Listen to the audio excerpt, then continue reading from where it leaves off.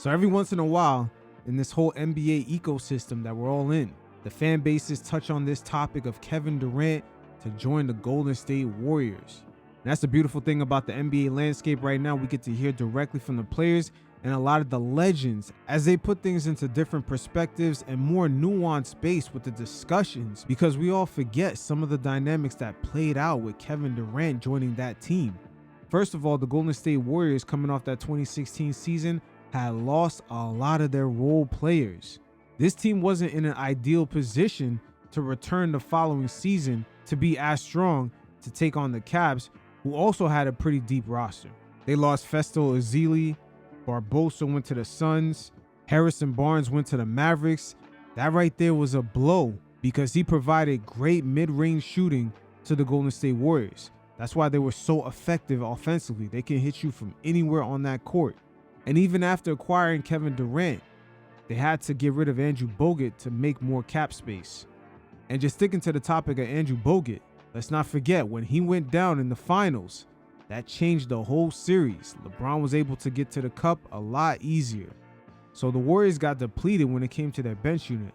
I believe Sean Livingston was the only one that ended up staying for a few more years. And Kevin Durant was definitely needed by the Golden State Warriors at that point. Nobody thinks of the Oklahoma City Thunder with Chet Holmgren, J-Dub, and SGA as a super team. And the same thing applied with the Warriors. They only went after one free agent, and that is Kevin Durant. And we also got to factor in the finals, being up 3-1 and still losing was devastating. Sort of in the same way we seen the Seattle Seahawks in that Legion of Boom. That interception in the Super Bowl completely changed that team. LeBron James, after winning the finals in 2016, was trolling Stephen Curry, Klay Thompson, and Draymond Green with that Ultimate Warriors shirt. And I believe mentally he pretty much had their number. That's why all three of those guys got on the plane along with their owner and GM and flew all the way to Montauk, Long Island. That's the very edge of the East Coast right there. And they spoke to Kevin Durant and convinced him to join their team. So throughout the years, the narrative has been drawn up that the 2016 Warriors were a super team, especially by the LeBron faction of the media, as they try to elevate that team to a level in which they could say, hey, LeBron came back from being down 3-1 against those guys, so that would make him the GOAT. There's definitely a lot of nuances that go into this. Once again, no one thinks of the Oklahoma City Thunder with Chet Holmgren, SGA, and J-Dub as a super team. So why would the same thing be applied to the Golden State Warriors? And in this segment, we're going to hear from Isaiah Thomas as he spoke to Draymond Green and told him directly to his face of what it really meant for Kevin Durant to join their team. And afterwards, we're going to touch base and hear from Kevin Durant himself as he reveals some of the dynamics that played out with his decision to join the Warriors. You guys check it out, and every once in a while, I'll check in. You know that I've gotten to know Kevin Durant extremely well now. He's one of my favorite dudes now, right? Now I understand why Kevin Durant left OKC to come to Golden State. It had nothing to do with, I don't like this guy. Kevin Durant being a savant, as smart as he is, you, Steph, Klay, moving, reading, reacting, playing, that's the way he wants to play. That's the way we all want to play. Steve Kerr, brilliant enough, and he trusts y'all enough. And key word that I'm getting ready to say, he trusts his teaching enough that he gives you the freedom to play. So therefore, you never know if Steph's gonna start in the corner, if he gonna start on the wing, if he gonna start on the box, you never know. So the perfect randomness of play that Bob Knight invented, that I came up in, that I won championships at Indiana, that's the way you play, and that's makes it so difficult. So yeah, it's a beautiful thing to watch. I appreciate that history lesson. And I'll be honest with you. I can go, well, speaking of Kevin Durant, I'm happy to hear you say that because I've known this all along, right? Like he wanted to come here. He loved the style of play. He would always say like, yo, I just want to play basketball the right way. Like, I haven't played the game of basketball the right way, and I don't know how long, and I just want to play the right way. Now that right there is a shot at Billy Donovan and Russell Westbrook, and KD is right for saying that. The Oklahoma City Thunder could not control Russell Westbrook, and as you can see how the 2016 Western Conference Finals played out in the final 3 games, that man's decision making has always been questionable, and it played out even after Kevin Durant had left the team. He lost to a rookie Donovan Mitchell in the playoffs. He also lost to Damian Lillard in the Portland Trailblazers, even though he had Paul George in perhaps his best year in the NBA, and also Carmelo Anthony. So Westbrook's play style has come into question, and I'm surprised this does not get brought up more often when people evaluate KD's decision to join the Warriors. When he was coming here, and there was this whole, uproar. Draymond was recruited and this, that, and no, dude wanted to play the game the right way. And so, in saying that, probably didn't make the right decision in leaving, because not many teams play like that. It's going to be hard to find that. Wait, before you come in, let me make a bold statement here. Yes, sir. And I hope this don't upset you, but because I'm giving y'all a compliment. Before Kevin Durant arrived in Golden State, y'all were on the verge of and being remembered as the team that went 73-9 and lost to a Cleveland Cavalier team in the finals 3-1. Not lost, Isaiah. They blew it. Draymond acting up, getting suspended. A lot of the meltdowns that they had, they fucking blew that series. And also Andrew Bogut going down, it ended up costing them because LeBron was getting to the rack with ease. You up 3-1, and probably one of the biggest collapse in NBA Finals history from a 73-9 historical team. That right there needs to be said a lot more often when people reevaluate KD's decision to join the Golden State Warriors. They were coming off one of the worst meltdowns in NBA history, and they had it in the finals. Kevin Durant comes that summer and really saves y'all basketball legacy. And you win 2 championships after that. And now you're the Golden State Warriors dynasty that you're going to go into the Hall of Fame on and everything else. It is cemented, because if Durant don't come that summer and you guys are remembered as the 73-9 team that lost 3-1 in the NBA Finals, all of your legacies are different. So all of you with Kevin Durant, y'all are, right? Facts, my man IT preaching right here. This is the complicated relationship that Warriors fans have with KD. They understand this quote-unquote Warrior dynasty of the mid-2010s cannot be discussed without Kevin Durant being there.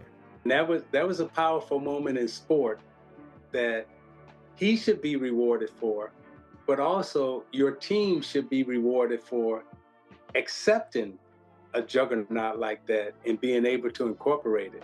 And what y'all did was beautiful, man. It was beautiful. So I hope that didn't hurt you in any way, but I did want to acknowledge him and y'all for that beautiful moment. Now, because we get to see things from a crystal ball, as we know the Warriors in 2022 had won the NBA championship, this statement right here coming from Isaiah Thomas, it should not hurt Draymond Green's feelings at all, because that 2022 championship solidified Stephen Curry as well as that Golden State Warrior team with Draymond Green and Klay Thompson. Yeah, no, it didn't hurt me at all. I've actually gone public and said before, like, yo, K coming here opened up a totally different thing. Like, we were destroying everybody. The most feared action in the NBA was a Steph Curry, Draymond Green pick and roll. 2015, 2016, it was the most devastating action you can get to in the NBA during that time. Teams started figuring out how to guard it. When teams started figuring out how to guard that, you know what we did? Kevin Durant came in. It's like, oh, you figured that out?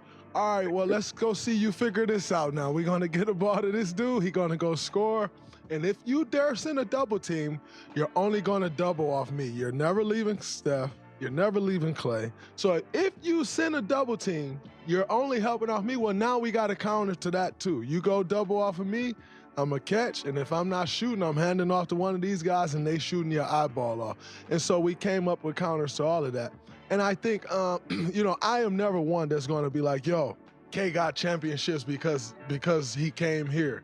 Like, no, he helped us get championships. Now, what I will say is he never gets the championship if he doesn't come here, because I just don't foresee that happening anywhere else, or else we would have saw it again happen.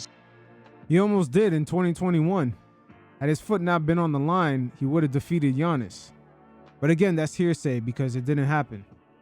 But KD definitely fits in with what the Warriors do, and it's unfortunate because the media had tricked him out of a prime position of just being on that team. Had he stayed there long term, who knows how many championships they would have had. But it was a match made in heaven. You had us in the way we played our brand of basketball and him wanting to play that style of basketball. You have a face of a franchise in Steph Curry who's so secure in himself that he's not worried about another juggernaut coming over and what that does to him or his legacy or how that, you know, makes him where his standing is in the franchise. And that right there is another dynamic of this whole KD decision to joining the Warriors that people don't talk about too much. That decision said more about Stephen Curry. The fact that he was willing to dim his light in order to gain team success. There's a lot of layers to this situation. Once again, the Golden State Warriors, coming off of that 2016 season, a lot of their key role players were no longer there. People act as if that was the same 73-win Golden State Warrior team that returned the following season with addition of KD, and that was not the case. And so all of those things coming together, I agree with you. Like, it was absolutely insane. Now, what I will say is, definitely blew 3-1 lead. No one likes to talk about me getting suspended game 5 where them boys was about to get a gentleman's sweep. No one likes to talk about that, and it's okay. Go ahead, Dre. Talk your shit, because that's exactly what happened. You completely fumbled the ball with that suspension. I'm cool with that. I don't mind. It's totally fine. But I am not one of those people who's on the bandwagon of like, Kevin didn't do nothing. Kevin doesn't deserve them rings. Like, you don't win 2 finals MVPs if you don't deserve rings. That's just kind of a dumb thing to say. Yeah, so I'm with you. I'm gonna hit you with this, right? Because they always talk about the Lakers and when they three-peated, but they never mentioned they got that phantom foul. So that gentleman.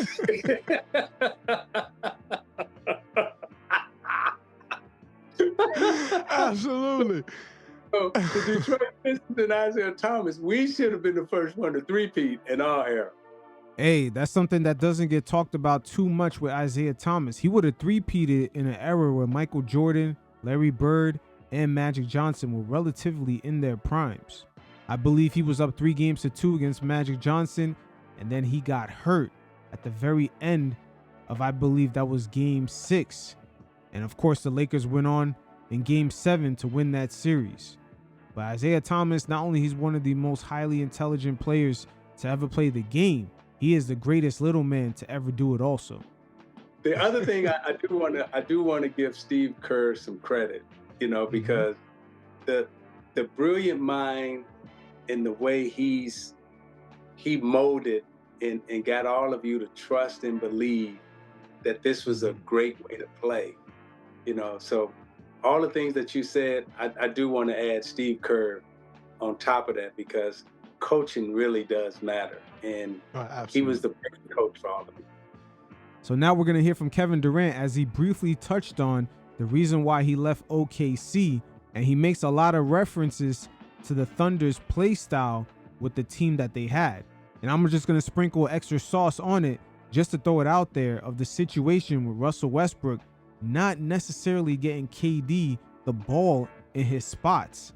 Again, when KD had joined the Warriors the following season, and you just see the way he was able to just to catch and shoot, his efficiency numbers were through the roof. And a lot of the games he only played into the third quarter. For the first time, us as NBA viewers got to see KD play in an actual system where he really looked like the ultimate weapon. It's unfortunate, but the narratives are really strong on this overall situation. When it comes to Russell Westbrook, he's never had success alongside another player in the playoffs in the same level that he had with KD. That right there says a lot more about Durant. That's how good he is. What went into like you even just going over there? You know what I'm saying? When you match up with all the other teams that may have been interested, It was just that brand of basketball. Bro. Yeah. Everybody touched the ball. Everybody gave up shots to go find a better shot. Like, we all want to play that way. I felt like in OKC, we had a lot of specialists. We had dudes that played defense but really couldn't score on their own. KD is talking about Andre Robinson. He basically made up on the defensive end for Russell Westbrook, and Russell Westbrook himself wasn't as much of a shooter, but of course because of his athleticism he can create. But it's not like he did it in a way where the spacing could make things a lot easier. Really couldn't shoot the ball. We had a guy that probably can shoot but can't really guard that well. So there's a lot that go into trying to make that offense work. See right there, the second part, a guy that really can't shoot, but he can't guard well. That's Russell Westbrook right there. And we did a solid job, but I'm looking at Golden State, and they calling me, and I'm like, shit, average probably 120 a game. Hell yeah. Adding you to the equation for damn sure. I don't sure. worry about the zone every time I catch the ball. And also, KD, you don't have to worry about Billy Donovan not calling out Russell Westbrook on his bullshit. That era was truly the height of the player empowerment, where franchises were tethered to stars and they were in fear of them perhaps maybe asking for a trade, etc. Top locking me, double team. For sure. Game start. I remember the joint, I think it was Cleveland. You came down the lane on a fast break and somebody ran to the corner and you just came down and dunked it. That to me sums up like what that team was, because it's like you coming down the middle on a fast break, Clay in one corner, Steph in the other. What the fuck is you gonna do? Man. That just spoke to how smart you got to be on the other end. Yeah. We was constantly stuff like that all season, where we don't even run for layups. Whoever got in the middle, we just going straight corner to corner, and we got somebody trailing and go downhill. And so many times it's like the bad shot or turnover, Right. we get whatever we want. You know what I'm saying? So I felt like we made the game better because you had to come with it from the first possession of the game, or you can get blown out. Yeah, for sure. Like, and we went on third quarter runs that was insane. We had 50 points in the third quarter. Hey, those were the games I just mentioned with KD just shooting like almost 60%, like shooting over 55%, and his night was done by the third quarter. There was one game in particular where he could have broke a record, and Steve Kerr just had KD sit, and KD was content with just, my night's already done. That's how seamless it was for him to just be with the Golden State Warriors. Very unfortunate. I believe a lot of the faction of the LeBron James media try to perpetuate a narrative to shame Kevin Durant for being in Golden State and forcing him to leave in order to solidify his legacy. It's very unfortunate. I think the other thing what I was thinking about was why I said it was your third year is because I think that year, you know how the business of this shit, how the contracts work was like, it kept getting harder and harder to keep the team together. So like, people don't realize the end of that bench was a little light. You know what I'm saying? Light the third year. And some of them guys is my guys, but I'm just saying it wasn't what it was in previous years. So like, when you go down, that team wasn't built for you to go down. Facts. And it said a lot about the Western Conference, the fact that Damian Lillard and CJ lost to Klay Thompson and Stephen Curry without KD and without a proper bench. They pretty much got swept. So the real question is, why did the Portland Trailblazers make it all the way to the Western Conference Finals? Once again, Russell Westbrook with a prime Paul George, coming off of being number 3 voted for MVP alongside Carmelo Anthony. All those players on his team, he could not beat Damian Lillard, who pretty much got mollywopped by just Klay Thompson and Steph by themselves. Come on, man. The proof has always been there why KD left OKC. When you go down, that team wasn't built for you to go down. Yeah. You know what I'm saying? Because if it was, then they could have withstood it a little bit better. And then all our gimmicky defenses and all this shit probably wouldn't have had as big of an impact. You know what I mean? So it's like the team building aspect kind of, I think that was probably the last year of, well, I mean, y'all try to do it in Brooklyn, but again, those teams wasn't built for 3 stars. You could put 3 stars together, But if one go down, then you get to the end of the roster, and that should be a little light sometimes. I feel like because I hear this a lot. When you got 3 scores like that, and then the end of your bench, you don't have at least a couple scores like your starters, it won't work. Like if you just say, all right, we got 3 scores, we need to fill the team out with specialists on defense and guys that can catch and shoot. I'm like, that's not usually the way to build a team when it's like we got an identity in the starting unit of guys that just go get baskets, go score efficiently, create advantages, and then you go to your bench, you don't got the same type of guys. I'm not saying the same level, at least a drop off or you ain't got none of that level of guys that can get baskets in the second unit. So sounds like KD is talking about the Phoenix Suns. Unfortunately, by the time he joined the team, the league rules had shifted and the Phoenix Suns were pretty much handcuffed because they already had Devin Booker's contract, Bradley Beal, and Kevin Durant. Matter of fact, they could have had a lot easier time constructing a roster around Kevin Durant had they never pulled the trigger for Bradley Beal. So, you know what I'm saying? Like, we didn't build, a lot of those teams didn't build like that, and then you put guys who not used to that type of usage on the ball. Yeah. But if you think about any team, though, you know what I'm saying, to replace you is fucking like, you know what I'm saying? But you still can get somebody that can go get you 12 or 15 points. But we don't need that, though, until we do. So let me ask you this, because you're in Brooklyn, your man, Mike James. He could have been. Perfect guy, but it didn't work out. It should have, though. He should have kept Mike James. I know, but we don't need him to do that in the regular season. We don't need it till we need it. You know what I'm saying? Even he played solid in the playoffs, even with Kyrie, because James went out. He's a bucket. I fuck with James Mike. went Shout out. out We to just Mike. need somebody to handle the ball and not turn it over and create for themselves. And he can still guard up. He can still shoot the 3. Like, we needed more of those guys. Like, we seen it when Kai and James went out. When I went out throughout the season, those dudes stepped up. Bruce Brown, he came in, he turned his game up. Yeah, he was balling. He had to become more of a on-ball threat. My point is, you need more guys that can fend for themselves on the offensive side of the ball. You still got to guard up and do the role player stuff, but in the midst of doing the role player stuff, you still got to have an identity. Like, all right, now I'm gonna go get me one if I need to. Facts, for sure. You know what I'm saying? And I think when you get to the league, that they put you in this box of like being a role guy. Sometimes you forget about your individual game, and you're going to need it. It's too late. You don't use it, you lose it. It's too late. Hey, right there is nice context to the lack of depth that the Golden State Warriors had on their bench. And it says a lot about Klay Thompson and Stephen Curry, the way they were able to pretty much beat CP3 and James Harden in the next 2 games after KD had went down. And also the way they were able to just completely dust up Damian Lillard and CJ in the Western Conference Finals. That Big 3 era, the reason why it worked for the Warriors, because they were sort of ahead of schedule, ahead of all the other NBA teams in regards to the way that they were playing. All the 3-point shooting, and by the time KD even had joined the Warriors, other teams just started beginning to close that gap.